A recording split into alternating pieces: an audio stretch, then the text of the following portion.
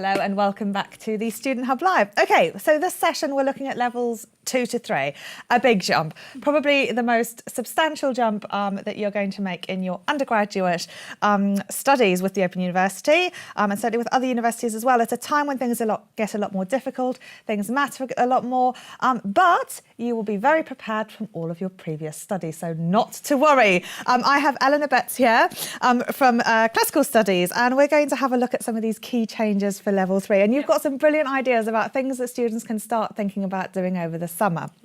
Now, the main differences with level 3, well, there are quite a few. There's the volume of material, the complexity, and being more critical in the way you evaluate it. So a lot of stuff going on here.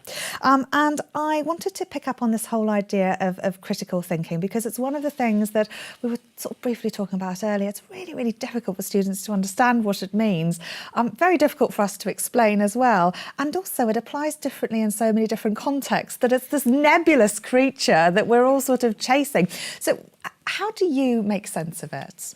Of critical thinking, I think it is that kind of standing back and just trying to be a little bit objective about what you're reading and challenge yourself as well, to be reflective, to argue against your own opinions, and to try not to be too biased in what you're writing. And I think that's the challenging thing, and especially at level 3, that suddenly you've got to write complex arguments, more complex than maybe at level 2. You're reading material that's going to challenge you, but you've also got to challenge that material as well. The difficult thing, I think, is that it all seems so much more sensible than it was, because it's more complex, more complete, and also probably more detailed. So you're perhaps not getting such a holistic argument there. So all of a sudden you're being confronted with all these different things and quite a lot of depth that you don't really want to argue with, because they've been published somewhere in glossy writing with no spelling mistakes and wonderful referencing. So it can be difficult to sort of try to be critical of some of that material and think about it. But also there's a distinction between critical thinking and being critical. So can you explain how that sort of works?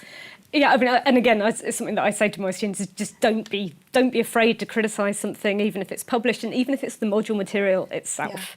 That maybe critically evaluating is something that's different, because you're tussling with the sources. I mean, again, I'm coming from an arts background, so maybe this isn't kind of completely relevant to everybody. We've had the maths and science people here before, so we're clear.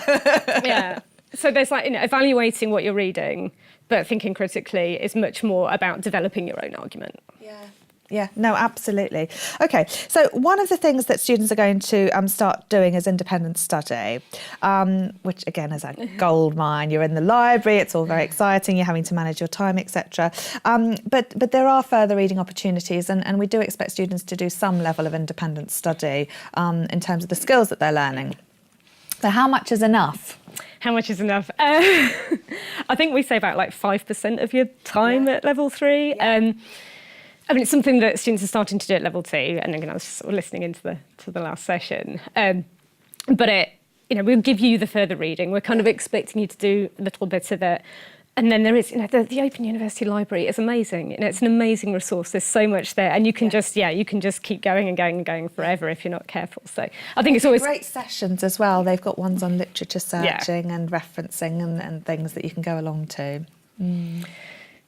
So I think it's find the things that you're interested in and keep going with them. And if you've got the time, and again, just be aware of how much time you've actually got for studying that week. And again, so I've had students say that to me. I was like, I was researching this stuff for my TMA, and then I started reading this, and I got taken off down this wormhole.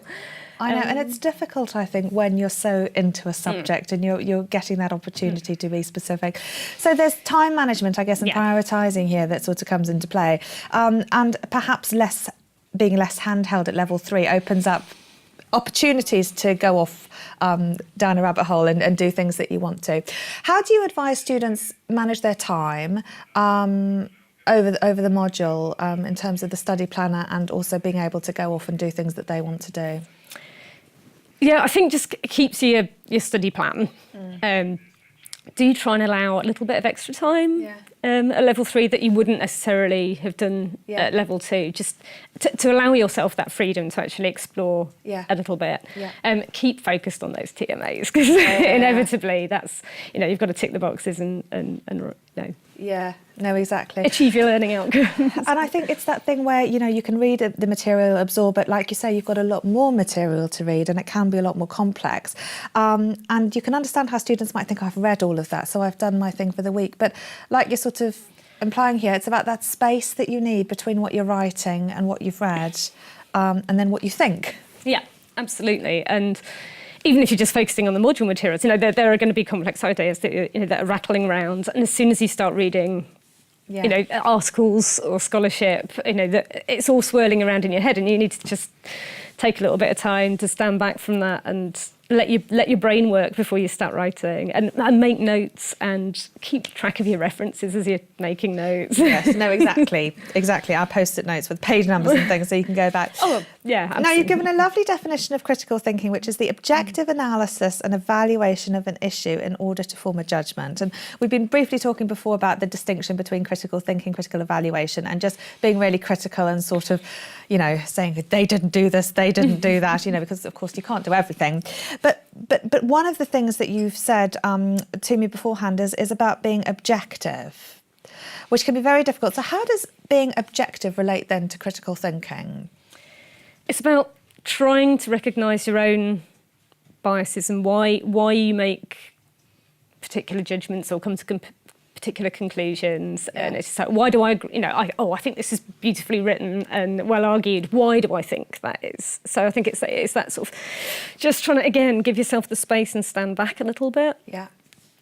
So it's to do with this whole ontology and epistemology, like why we think what we think and who's originated the knowledge and things. And sometimes, those sorts of frameworks can be helpful. Do you use any frameworks then for students to sort of try and step back and think about why they think certain things or why they might have generated knowledge in such a way?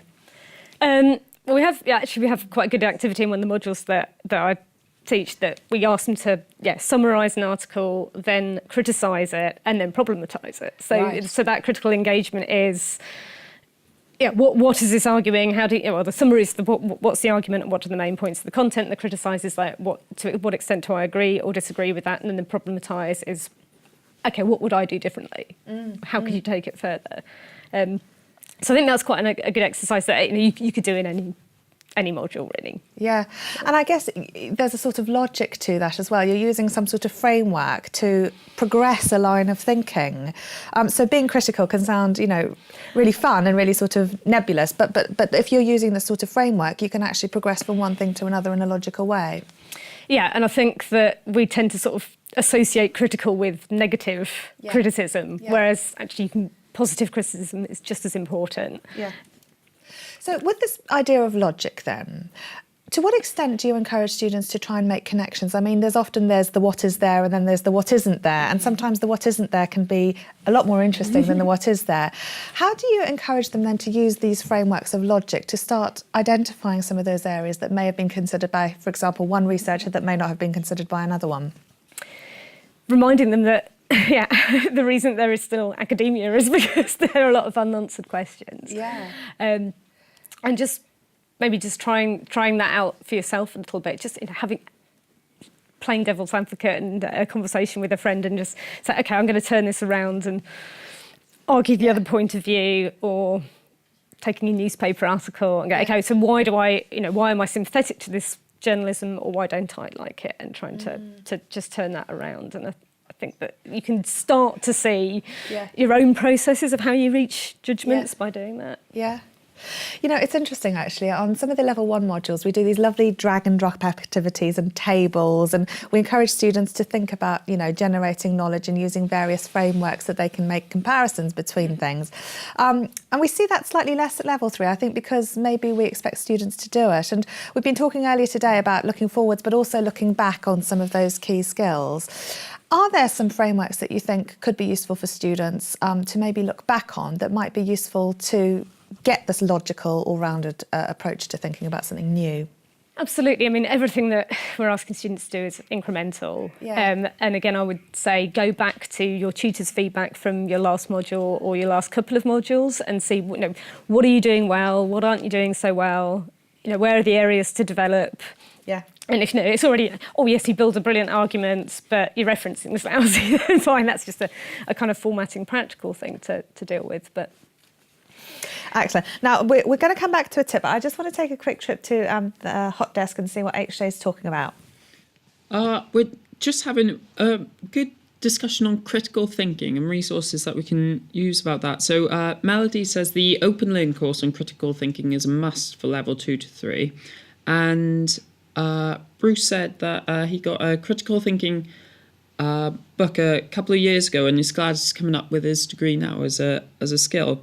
But Melody also has a great tip for sort of finding more information and going outside the module, which is sometimes expected in level 3, about finding the references in the module books and going to the OU library and having a little look at those resources directly to get used to looking at more stuff. And there was also a really good tip from Libby about preparing for level 3 and maybe getting a feel for the subject a bit more. And she contacted the OU library about the module she was going to do, and they gave links to a few articles that they thought would be helpful for her to prepare. So I think there's always lots of great advice here, and I think I'm saving it all and writing it down, but we'll definitely have to watch again and catch up to make sure that we remember everything.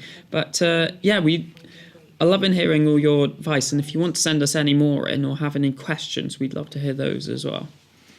Brilliant. And Melody was saying that she was looking at some of the authors of some of the chapters in her book and found some great videos on YouTube. There's a lot that's out there, and a lot of people have been at the Student Hub Live as well, so you can check out our YouTube channel for lots of content there if you are bored over the summer. So, practicing critical thinking over the summer. Now, you've got some ideas about how students might be able to do this in a sort of bite-sized, chunked, nice and friendly way. And you're talking about how you might get a newspaper article and start thinking about that from a critical perspective. So what could students do? To tear apart the article. Well, not literally. Metaphorically.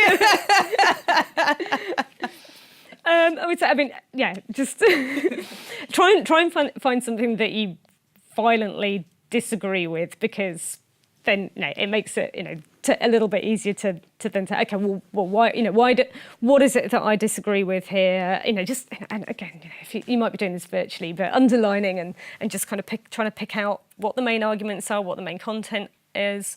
How the evidence is being used to support the argument, or how the evidence is driving a particular argument, because those are all skills that are going to be really useful for level 3 assignments. Yeah. Often these things pop up in my Facebook feed, psychologists say this, this and this, and you look at them and, if you start sort of thinking in that framework and you can think, well, is there any evidence behind this? Who are these people? What are they actually saying? And is the journalist reporting what they're saying? Or have they got 3 words within there that they're sort of attributing to something else? And so it's that sort of thing, I guess, in terms of thinking about those things. But I'm really interested in what you're saying about biases, because this whole idea about why you think what you're doing and how you're interacting with that material can be really, really powerful. And often those reflective activities are something that we encourage at level 3. So aside from the content and the provenance and all those sorts of basic things that might be in there, how could students sort of start to say, this article really repels me, or I'm feeling like this towards this, and starting to think about their objectivity? Yeah. So what is it that is going on in your life that makes you feel like that? And sometimes that might be coming from having a really good knowledge of something, or reading an article and thinking, this is completely out of date. So, and again, I had that with a recent newspaper article. I'm just like, why is this coming up now? Because it's talk about Roman concrete. We know about it already. Well, anyway, so vehement dislike of Roman concrete. But the way that we react to things, and of course everything is based from a certain perspective. And at level 3, it's this whole idea about starting to take apart these ideas and thinking, well, fair enough if you thought this about Roman concrete, for example, because you were doing X, Y, or Z, or you're only looking at it from this perspective, whereas so-and-so is looking at it from this perspective. So how might it be useful then to start taking these objective reactions to things and then using those to contextualise, without being critical in the sense of being negative, somebody else's knowledge? And recognising, well, it's recognising your own subjectivity, Yeah. I think. And it's, back to that, why do I think that? Yeah. What is it that's influenced me to feel like that? And okay, so how do I turn that around to Yeah. look at the other side of the argument? Or what do I need to read or look up to actually support the opposing view? Yeah.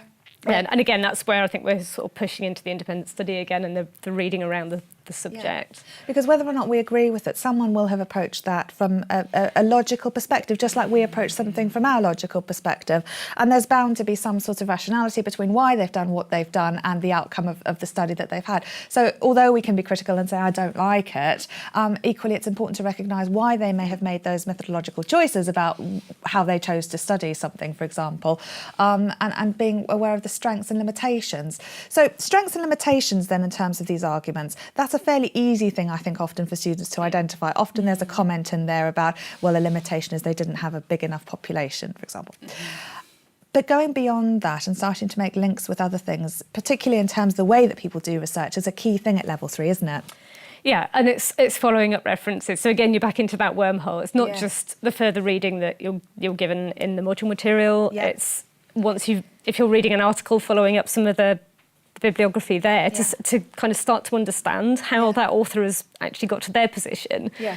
And I think that's a real tough thing. And I mean, that's something that it's a skill that if you can crack that by the end of level 3, if you're thinking about postgraduate study, you're going to be, away and running. Yeah. And there is an access thing there as well about, it's mostly going to be journal articles that our students are able to follow up. But it is back into that wormhole. But if you can read a little bit, if you find an article that you, again, whether you violently agree with, disagree with it or agree with it, to just follow up some of the authors' references to understand how their writing's informed. Yeah. So there's this study skills as well that are coming into play here, because in addition to this larger workload, more complex reading, a lot more material, etc., you're going to need to sort of be mindful of your study patterns so that you have this space between learning something, writing about something, and then thinking about it and maybe amending it before you submit your TMA. So how might students then best reflect on some of their study patterns, bearing in mind they're going to need to stretch out some of this time to get the space in between the time? It's a lot more important. Yeah, I think, again, it's a really good thing to be doing over the summer before you kind of launch into the level 3 study, is to think about whether you're keeping to, we still have our workload plans and you shouldn't be doing more than 16 hours a week. I think there is a risk that at level 3, if you've got the time, you will be doing more than 16 hours a week. But, just to take a step back, think, what works for you? How do you actually approach your study? Do you have long blocks or shorter blocks? And I think with the additional complexity of level 3, it's maybe good just to, you need to maybe chunk some of, take a bit of a little and often approach, so that you can kind of start to get into some of the concepts, but then maybe take a step back and actually give yourself actual real breaks from it. Go and do something else. Go, whether it's a run or making a cup of tea, and just actually again giving yourself a little bit of time to digest those concepts and then come back and carry on studying. And tell me then, when you go for your run or cycle, or you're doing something after studying, do you ever use that time to reflect on things and try and remember what you've read? Can you use non-study time as study time? And is that a good thing to do? Yeah, and I think even it might be subconsciously. So I mean, when I was doing my PhD, I just went and swam for a mile, and it took however long it took, and sometimes all the ideas and the reading was floating around my head, and sometimes it was completely different. Yeah. Well, a lot of our audience have been telling their dogs and cats and 2-year-olds all their studies. And I think, ethics aside, it is really good to articulate your ideas as well, because, again, once you start, reformulating something that's been said, maybe in a different context, it can tell you what you do and don't know. OK, we've also looked throughout the day at feedback, but tell me then why for level 3 tutor feedback from level 2 matters, and what sort of things students could glean from that as they're getting into a more complex territory. Yeah. We're building on existing skills. It's not that we're trying to do something completely different at level 3. It's developing the skills that you've already been building at level 1 and 2. I would say go back through all your PT3s, if not the comments, and just first work out what you've done well, Yes. and make sure you've got a list of all the things that you're actually doing really well at, because then that's just about nudging those skills forward a little bit. Yeah. But do look for patterns in anything that's still needs developing, and then try and work out how you're going to build on that and at level 3. And if you are getting the incessant, you need to work on your referencing comment, then it's something that you can look at. Yeah. No, exactly. And those things will really start limiting the grades. So things like bad referencing will actually start capping what you're capable of. But I love the way you're talking about things that are important to recognise that you're doing well, because actually if you know that you can nail an introduction, if you know your paragraph structure is solid, that's one less thing to worry about. And your tutor is very likely to be commenting on the positive things as well as the things that aren't so positive in your TMA. So yeah, again, getting an idea of where you're at and where you might most usefully develop would be interesting. Now, with the different subject disciplines and things, some modules will have set texts, so you could get ahead with that. Some modules won't, and we've talked about sort of open access to study materials. But in your opinion, would you say that it's better to start doing the what, like the knowledge and maybe going and doing one of these MOOCs? Or would you suggest that something more skills-based could be more useful in terms of time people spend over the summer? I think it depends what you're doing. I think if you're carrying on with the same subject discipline that you've been working on at level 2, you should have sufficient background. But if you're moving into a new subject area, it is really worth just getting a little bit of that background context for it, because it's just gonna help, because the expectation at level 3 is going to be that you can just launch yourself straight into a new subject. So with our Greek and Roman myth module, we say, we get a lot of students coming from art history and English literature. So if you don't know anything about the Greeks and Romans, read a little bit of historical background just to give yourself that little bit of support, and that you can hit the ground running. No, excellent. No, absolutely. Very, very good point. Right, let me just see, HJ, what's going on there with you and the chat. I think it's all very positive. We're talking about other people's experiences. So people are saying both the level 3 modules work towards completing TMAs from questions to independent research. And Stuart found that with the sciences modules. In level 2, he saw a step up and felt quite prepared to do level 3 modules. And I think Bruce is right with this point. The problem with Student Hub is that you end up with a list of actions to do, so like sessions to rewatch and open learning courses and visiting the library. But he says it's all very motivating though, and I definitely agree with that point. Oh, thanks, Bruce. Well, that's nice. You can stay. Excellent. Now, we're, as ever, short on time. I just wanted to... We put loads of links that Eleanor's given in the resources page on the website. And, in fact, there's lots of information on the Student Hub new fabulous website. So do make sure that you have a chance to check those out. Some of them are great in terms of blogs that we've mentioned, skills for OU study, strategic study techniques and critical reading techniques, which are really good to go through. And I think if you've got some time and space, they're nice, small, bite-sized chunks of things that can really work well. And of course, we wanted to flag up some of the library training events, which can be very useful for level 3. So about navigating the library and spending time doing that can really pay dividends when you've got to do some independent research. Absolutely. Wonderful. Well, Eleanor, thank you so much for coming along and filling us in. And for those of you about to embark on level 3, good luck. It's going to be an absolutely fantastic journey. I know everyone's really excited about starting to study. And we're lining up a series of events in mid to late September and early October to get you geared up for module start.